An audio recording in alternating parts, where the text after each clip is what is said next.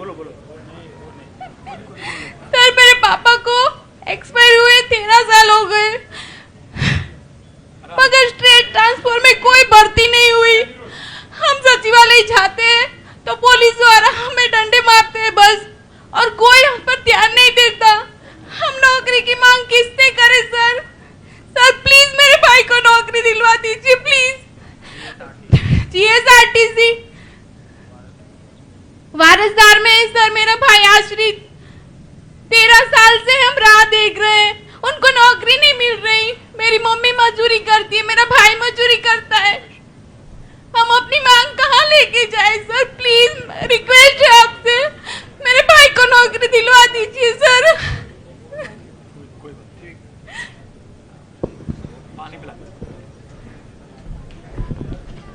मेरे को राजनीति करनी नहीं आती, मैं देखता हूं रोज ये लोग मेरे को इतनी गालियां देते हैं, कहते हैं केजरीवाल ठग है, केजरीवाल महाठग है, केजरीवाल खालिस्तानी है, केजरीवाल आतंकवादी है, केजरीवाल कुत्ता है, कमीना है, फलाना है।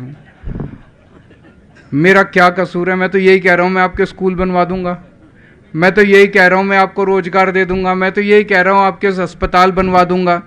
अगर ये लोग कर लेते तो मेरी जरूरत ही नहीं पड़ती। इन्होंने नहीं किया इसीलिए मेरी जरूरत पड़ी। मुझे राजनीति करनी नहीं आती, लेकिन पढ़ा लिखा आदमी हूं, स्कूल बनवाने आते हैं, अस्पताल बनवाने आते हैं, उसके लिए मेरे को वोट दे देना। मैं आपसे पूछना चाहता हूं इन 27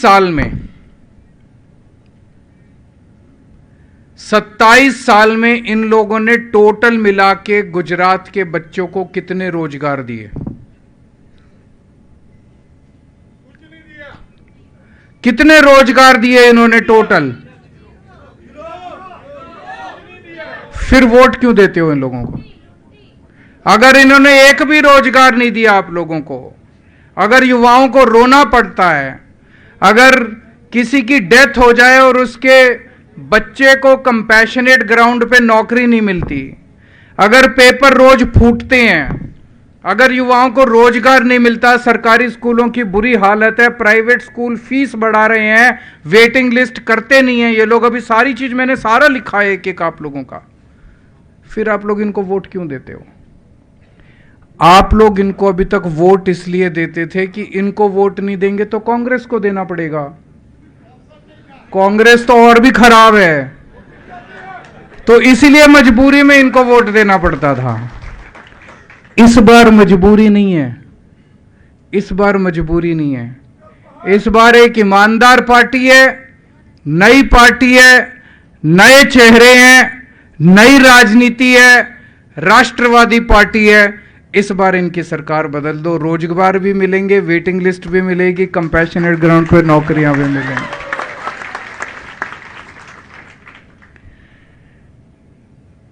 आजकल मैं व्हाट्सएप ग्रुप में देख रहा था, आजकल मैं गुजरात के भी कई सारे व्हाट्सएप ग्रुप्स में जुड़ा हुआ हूं, तो गुजरात के व्हाट्सएप ग्रुप्स में एक बड़ा शानदार वो चल रहा है कि अगर कांग्रेस को वोट दोगे तो सोनिया गांधी जी का बेटा तरक्की करेगा, अगर भाजपा को वोट दोगे तो अमित शाह जी का बेटा तरक्की करेगा, और आम आदमी पार्टी को वोट दोगे तो गुजरात का एक एक बच्चा तरक्की करेगा।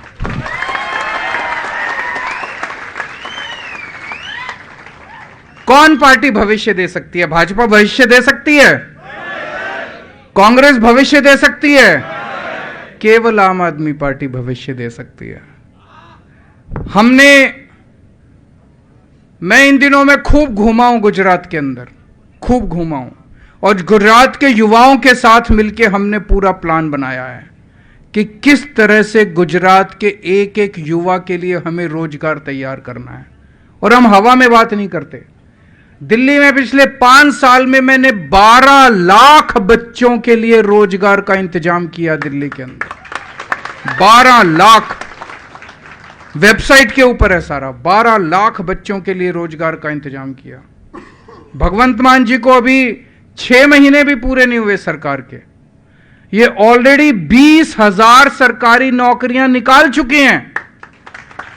और अभी बहुत सारी सरकारी नौकरियां आने वाली हैं, और जब तक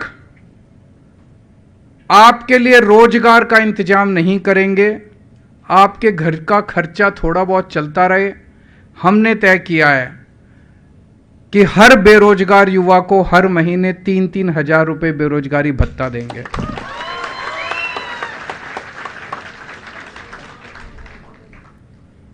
मैं अभी थोड़े दिन पहले गुजरात आया था। एयरपोर्ट पे उतरा, जैसे ही एयरपोर्ट पे उतरा वहाँ पे कुछ भाजपा वालों के युवा बच्चे आए हुए थे। उन्होंने मुझे देखते ही चिल्लाना चालू किया, मोदी मोदी मोदी।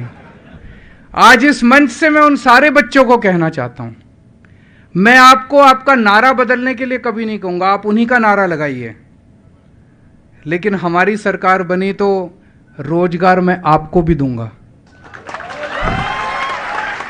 बेरोजगारी भत्ता आपको भी दूंगा। उनके नारे लगाने वाले भी हमारे लोग हैं और हमारे नारे लगाने वाले भी हमारे लोग हैं। पूरा भारत देश हमारा है, पूरा गुजरात हमारा है। ये लोग पूछते हैं पैसा कहां से आएगा। ये कहते हैं ना फ्रीबी 3-3 हजार रुपए बेरोजगारी भत्ता दोगे, पैसा कहां से आएगा, इतने रोजगार कहां से दोगे, पैसा कहां से आएगा। पंजाब की जब बागडोर संभाली भगवंत मान साहब ने, पंजाब पे 3.5 लाख करोड़ का कर्जा है और हर साल इतना ज्यादा इस घाटा चल रहा था।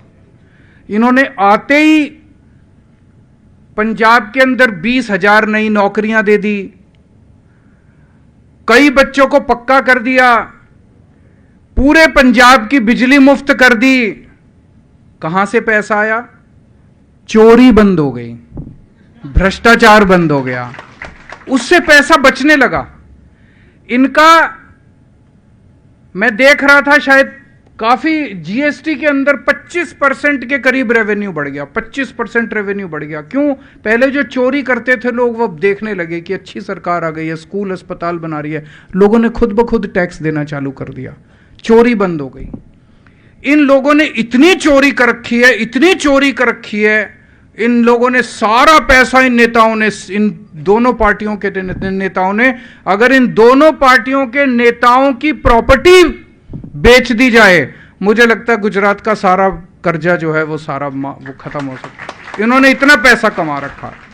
आम आदमी पार्टी की सरकार बनेगी, एक एक पैसा आपके ऊपर खर्च करेंगे, एक भी पैसा चोरी नहीं होने देंगे। अभी पंजाब में हमारे एक मंत्री, हमारा अपना मंत्री, उसकी कोई ऑडियो क्लिप आई, पता चला कि वो किसी से कुछ पैसे मांग रहा है। विपक्ष को भी नहीं पता था, मीडिया वालों को भी नहीं पता था, हम चाहते तो दबा सकते थे। मान साहब ने उस अपने मंत्री को जेल भेज दिया। कभी सुना है? भारत के इतिहास में कभी नहीं हुआ, 75 साल में कभी नहीं हुआ कि अपने मंत्री को उठा के जेल भेज दिया। तो दोस्तों, भ्रष्टाचार बर्दाश्त नहीं करेंगे। जो ये कहते हैं पैसा कहां से आएगा, एक एक पैसा, सरकार में पैसे की कमी नहीं है। जो ये स्विस बैंकों में पैसा भेजते हैं, इतना पैसा इन्होंने गुजरात का पैसा स्विस बैंकों में भेज रखा है, इतना इन्होंने प्रॉपर्टी खरीद रखी है, अनाप शनाप प्रॉपर्टी खरीद रखी है। ये सारी लूट बंद करेंगे, इनसे पैसा भी रिकवर करेंगे और गुजरात सरकार का एक एक पैसा आपके ऊपर खर्च होगा। पैसे की कमी नहीं है, चिंता मत करना। हम 10 लाख सरकारी नौकरियां देंगे।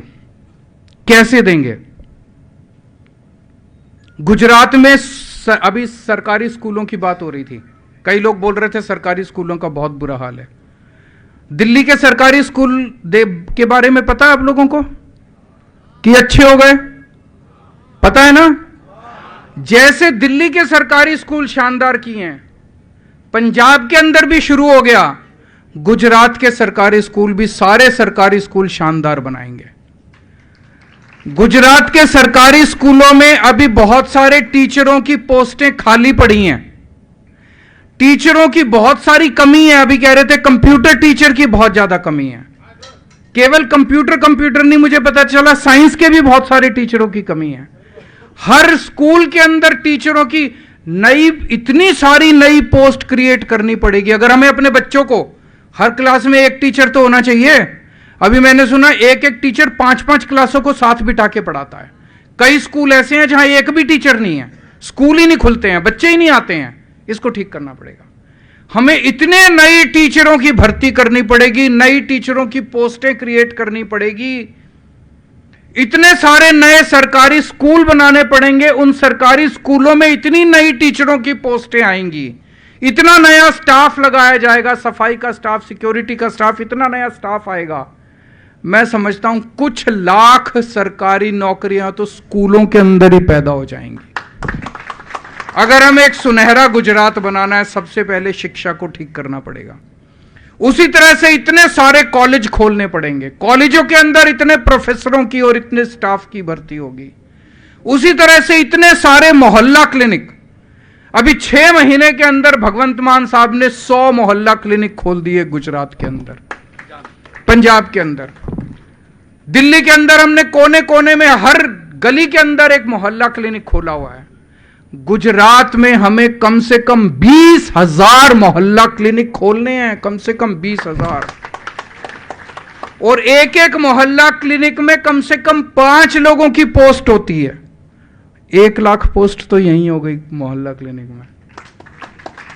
हमें जो सरकारी अस्पताल है आज गुजरात के अंदर, उनका बुरा हाल है कि नहीं है? इलाज नहीं होता कुछ भी। ये सारे सरकारी अस्पतालों को ठीक करेंगे तो इतने सारे नए डॉक्टर रखने पड़ेंगे, नई नर्सें रखनी पड़ेगी, नया स्टाफ रखना पड़ेगा, इतनी नई पोस्टें क्रिएट होंगी। और ये मेरा मजाक उड़ा रहे थे। मैं जिस दिन 2-3 महीने पहले आया, मैंने कहा 10 लाख सरकारी नौकरियां। कहते हैं केजरीवाल को तो कुछ पता ही नहीं है, केजरीवाल टोटल नौकरियां, सरकारी नौकरियां 5 लाख हैं। अरे तुम कुछ करते ही नहीं हो गुजरात के लोगों के लिए। अगर हम सारी सेवाएं देने लगेंगे, अभी एक नया काम शुरू होने जा रहा है पंजाब के अंदर। अभी आप लोगों को जो सरकारी राशन मिलता है, आप लोग राशन की दुकान पे जाते हो कि नहीं जाते?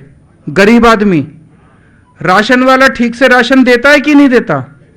नहीं देता, चोरी करता है राशन की, ठीक से राशन नहीं देता, उसमें डंडी मारता है, तोलता ठीक नहीं है, पैसे ज्यादा लेता है, मिलावट करता है, दुकान नहीं खुलती है। होता है कि नहीं होता? अब पंजाब में एक नई शुरुआत होने जा रही है। आपको राशन की दुकान पे जाने की जरूरत ही नहीं है। आपका अच्छे से बोरी में पैक होके गेहूं और चावल पैक होके साफ सुथरा आपके घर पहुंच जाएगा। अगर आपके घर में साफ सुथरा 25 किलो गेहूं, 10 किलो चावल 2 बोरी में पैक होके साफ सुथरा राशन आपके घर पहुंचेगा, तो आपके घर राशन पहुंचाने के लिए भी तो कई सारे नौकरियां लगेंगी, कई सारी पोस्टें लगेंगी। होंगी कि नहीं होंगी? इतनी पोस्टें मैं तो सोचता हूं तो मुझे लगता है 10 लाख तो कम है, मुझे लगता है 5 साल में 20 लाख सरकारी नौकरियां दे देंगे हम।